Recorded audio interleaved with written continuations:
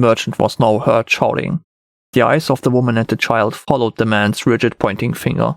On a rise, a little way to their right, a grey wolf was indeed striding, but now the animal stopped and watched them. "That's exactly why." The wanderer now spoke and urged the group to move on again. "You will attack us," the woman said. "You won't if we just keep walking." "And how do you know that?" The merchant now tried to find out with urgency in his voice. "For example, because he has been following us for quite a while." The merchant's tone became even more angry. "And you didn't tell us?" "You would only have worried unnecessarily. Look at yourselves now. When you didn't know, you walked on with good cheer. But now you turn around every few seconds. Stop that. Nobody crosses his gaze, understand?" "I paid you to protect me." As he became aware of the presence of the woman and the child at these words, he added a hearty "Us!" Then he stood in front of the wanderer and poked his chest with his index finger. "I want you to kill the beast. What else do you have your swords for?" "To strike me out of corners from which there's no other way out. And just now I do not see myself in such." "Oh, how wonderful that you are an expert swordsman. We, however, are not." "I will not kill the wolf. Then the whole pack will attack us." "What?" the woman faltered. "What whole pack?" "Just because none of you see it doesn't mean it's not there. Wolves are not stupid. They know that humans are stealing more and more space from them and that they are a dangerous enemy." He walked past the merchant. "Follow me and you have my protection. If you stay behind because you had to challenge nature, it is not my fault. I have warned you." The merchant gritted his teeth and turned to the woman. "We don't really need that idiot, do we?"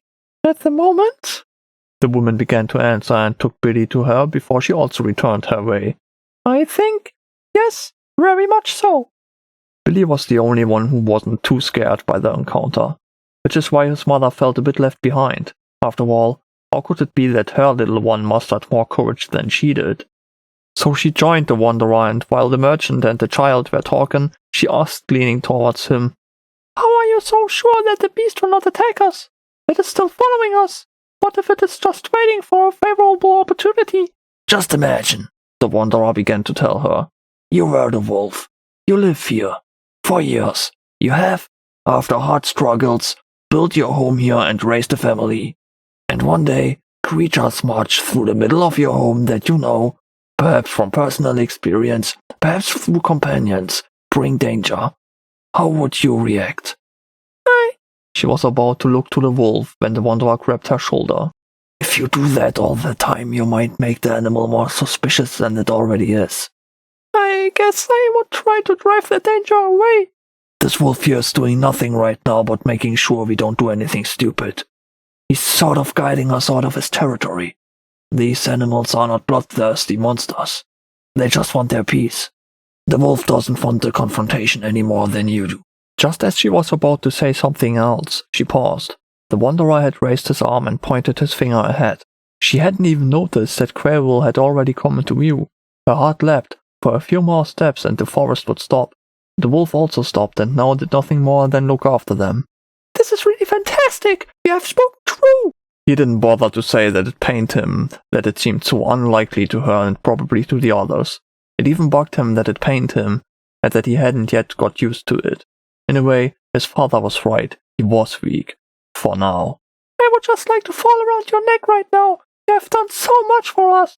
"Then just do me the favor of not doing it." His coldness caused her joy to slam like a mild breeze against the mighty rock face and blow away in all directions. "Why are you like this?" "Could you not care less? As soon as we are in the village, we will go our separate ways anyway." "Sure. But maybe you should consider the thought that people might be nicer to you if you had a warmer attitude towards them." As the wanderer said nothing more about it, but just continued walking ironly along the path with the leash in his left hand, the woman tried something else.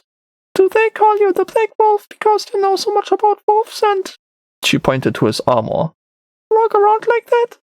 Now his hard gaze met her. "That is a dark tale. One I, like so many things, do not like to remember. I would appreciate it if you would stop digging into my past." Then she shook her head, raised her hands, threw them away and instead joined the other two for the rest of the way. The wanderer took a deep breath when they finally reached the village. While there was a happy reunion between Billy as well as his mother and her relatives, the merchant pressed 2 golden coins into his hand. Like the silver ones, the lunarum, they had the number and value, in this case 2 ones, surrounded by ears of corn on the front. At the back, however, one saw the emblem of the consecrated blade, a sword with angel wings at the respective ends of the crossguard. The sword itself was in front of a rising sun and was also surrounded by ears of corn, here even a circle. 2 Estonians? The wanderer asked sullenly. Ah, you can count, remarked the merchant. It was not difficult to hear the scorn in the tone, but before he could reply the merchant added, Nothing has happened that needed our defense, and, what bothers me the most, you have not made me feel protected. If you had taken care of the wolf, things would have been different. Then I would also feel guilty towards you for the 3 Estonians that were agreed upon in the beginning.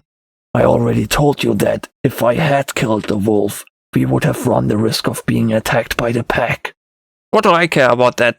The wolf is an evil animal and should be exterminated, the merchant replied snappishly.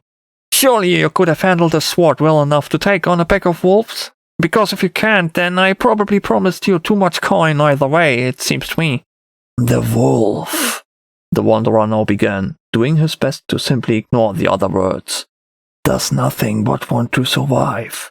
Attacks by wolves against humans are extremely rare, and I think only the case when the latter has provoked the animals, intentionally or, unfortunately, unintentionally. You seem to love the wilderness, huh? And what about the sheep they kill? The damage they do to the farmers? I once even heard of a wolf that took a full-grown cow. These are nothing more than exceptions that only occur because man claims all the land for itself. The wolf grabs a sheep or a cow, not out of malice but out of necessity. The animal wants to survive and may have a family. However you spin it now, the merchant began with a smirk, as if he were talking to a hopelessly insane person here, with whom it was simply impossible to reason. In the end, it all boils down to the fact that you have not done your job properly, because I, your client, did not feel protected.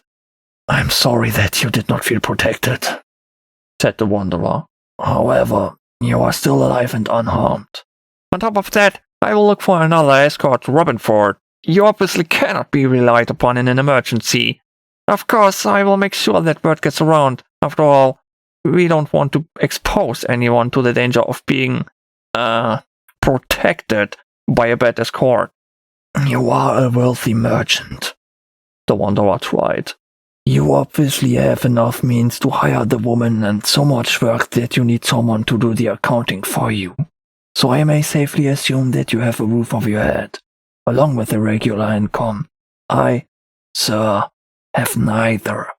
It is winter and I would appreciate it if you would leave me with the other coin as well. The merchant looked at him for a while. There was nothing to be done. The wanderer could already see the devaluation in his eyes. No, he replied curtly. You should have thought about that before, don't you think? Obviously, you haven't been in the business for long. When you are given work, the client expects it to be done to their satisfaction. He shook his head and pursed his lips. That was regrettably not the case here. Or, to put it more blunt, you should have simply killed a wolf. The wanderer's hand tightened around the hilt of his short sword so that the leather creaked. What? Are you going to attack me in front of all these people? He took a deep breath. No. I just want to ask you to think about it. Look, I also have an injured horse. You have a capable donkey. The merchant looked at the broken leg of the Frisian. Looks quite well. I'm sure it will be fine soon. He lifted his traveling hat a little and said his farewells with the following words. I wish you a good journey ahead. Assar snorted, shook his head and cautiously swung out his broken leg. Huh, the wanderer responded, patting him on the shoulder. Tell me about it. An approximate minute's walk along the trail further out of the village, he finally stood in front of the new home of Billy and his mother. The relatives turned out to be a distant cousin with her husband, but they were no less happy to see the woman and her child in one piece, especially after they had shared their story of recent days. Now the woman turned to the wanderer. Still remembering the past conversation, she was careful not to become too effusive and only said, "Thank you." It was, however, graced by a smile. The Wanderer nodded. We cannot give you money for what you have done. That's all right. Will you be able to cope with the new addition? So, The cousin cleared her throat. Her husband jumped in for her. Well, we'll probably all have to tighten our belts a little, but once Hannelore starts work as an accountant, that shouldn't be a problem. It shouldn't take longer than a month from the sound of the first conversations with that guy. There, the black-armored man in front of them reached into his belt pouch and pushed an Estonian into the woman's hand. What? The word stuck in her throat. Open-mouthed, she stared at the young man. No, she wanted to say at first, but the Wanderer gestured with his head to Billy, who was in the middle of talking to a girl from the village. Take this and make sure he's well. I don't want the lad to starve. Why? Why are you doing this? Are you starting that again? Why not? Spoke the cousin's husband. Whenever you find yourself near the village again, you are always welcome. Why don't you stay the day and keep us company? I'm sure Billy would be pleased, right? The two women nodded affirmatively as he sought their support. Then the Wanderer's gaze reached into the distance. The sun was already setting, and the orange red of the firmament made the snow cover in front of the Lake of Equilibrium glisten. So, what do you say? He shook his head, grinned as he did so. But Hannelore could read the weariness from his lips. Before her stood a harried man who simply could not settle down to rest. The road calls me, he spoke. I thank you for your kindness and wish you and your child a peaceful future. Before they could say anything further, the Wanderer was on his way again. Billy quickly rushed to the family and asked where the man was going, and as they watched him walk further and further away with the horse limping beside him, it was on the tip of Hannelore's tongue to say that he was running away from his fate. That was a big fucking mess, damn it! Testified the burly man at the same time, who was a head taller than the soldier of the consecrated blade in front of him. That son of a bitch took my wife and son! Sure knows where! Probably do bad things to them! Hector wrote all this down on a piece of paper. He was sent out by Atreya herself. He was given 12 soldiers of the consecrated blade to capture the Black Wolf, alive, for the general of the consecrated blade was supposed to have an almost personal interest in him. He was not allowed to find out what that was exactly, but he didn't even ask. He knew that he simply had to serve. The higher justice. Will you and your boys do something about it? May we remind you that you are speaking to soldiers of the consecrated blade? A soldier admonished him. Please address us with the respect we deserve. Yes, of course, the man assured them. My mistake. It's just that, the guy put me down when I was trying to defend my wife and son and everything. What exactly happened? Continued Hector, who couldn't write that fast because of his still injured right arm. Well, I want to smack the fucker like that. He was smaller than me and he still holds my whammy off with his left. Wham! He demonstrated how by slamming his right onto his left. But it felt like I was hitting rock damage. Next thing I know, he made my skull intimate with the table. What do you mean, citizen?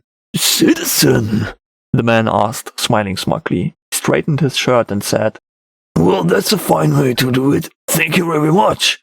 And as for what it's supposed to mean, he smashed my head against the table, what else? The guy has the powers of a demon, I'm telling you. There's no other way for it to happen.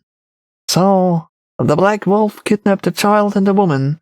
According to witnesses, a man accompanied by 3 people, one of them a child, left the village heading north. Hector summarized. There's only Greywill and Robinford, one of the soldiers remarked. He will hardly go to Robinford, Hector concluded. His face is too familiar to venture into a town. Then what can he want in Greywill? Asked the woman's husband. Hector looked up at him and inhaled deeply through his nose. A little too deep. He groaned slightly, for one of his broken ribs was making itself known. Something for which he would thank the perpetrator. But one thing was clear to him. The Black Wolf should have killed him instead. For he would find him, and lead him to his just punishment.